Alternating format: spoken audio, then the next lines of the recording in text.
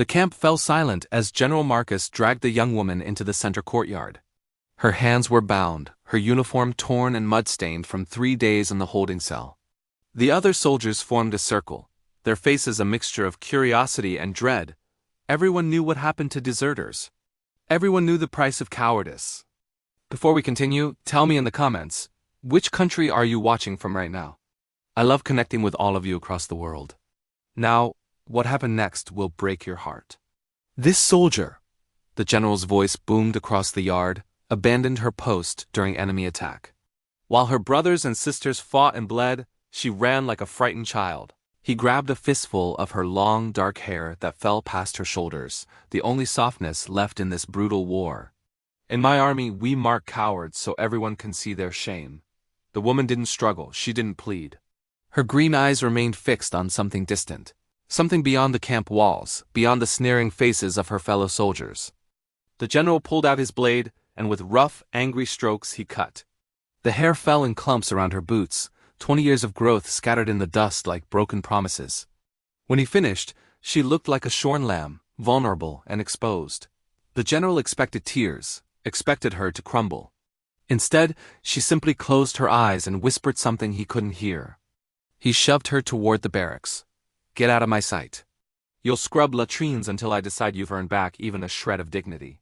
That night, the general sat in his tent, reviewing battle maps and casualty reports.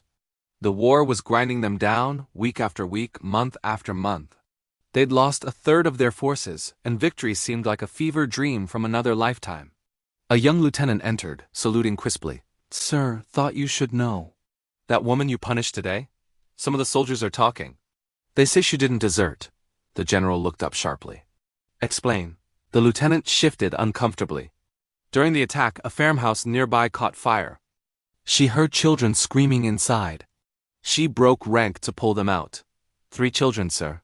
The family's been trying to reach you to thank her, but with the chaos, double quotes, the general's blood ran cold. Why didn't she say anything? Why didn't she defend herself? And here's where this story takes a turn that nobody saw coming. If you're feeling the emotion right now, hit that like button, because what happens next will stay with you long after this video ends. I don't know, sir. But there's more. The lieutenant pulled out a worn leather journal from his coat. This was in her belongings. I thought you should see it before anyone else did. The general opened the journal with trembling hands.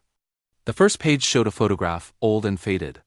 A young couple smiled at the camera, the woman holding a baby. His breath caught in his throat. He knew that woman. He knew that face because he saw it every time he looked in the mirror, saw it in the shape of his own eyes, the curve of his jaw. It was his sister. His sister who had died 23 years ago, or so he'd been told. The baby in her arms had green eyes. He flipped through the pages frantically, reading words that shattered his world. His sister hadn't died. She'd been forced to give up her child, abandoned by their family for loving the wrong man. She'd died years later, broken and alone, but not before writing everything down for the daughter she'd never stopped loving. The daughter who had joined the military to find the only family she had left. The uncle who commanded the very unit she served in. She knew who I was, the general whispered, his voice cracking. She knew, and she never said a word. He ran from the tent into the night, his heart hammering against his ribs. He found her in the barracks, sitting alone on her bunk, running her hand over her shorn head. When she looked up and saw him, something flickered in those green eyes. Recognition. Sadness. Forgiveness. Why? He asked, falling to his knees before her. Why didn't you tell me? She smiled then, a gentle, heartbreaking smile. You had enough burdens to carry, Uncle Marcus. I didn't want to add to them. I just wanted to serve alongside you, to make you proud, to be close to the only family I've left. The hair will grow back. Some things matter more than pride.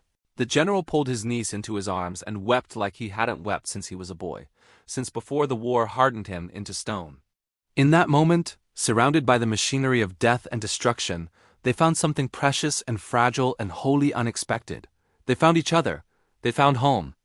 And when dawn broke over the camp, the general stood before his troops and told them about true courage, about sacrifice, about the soldier who gave everything and asked for nothing.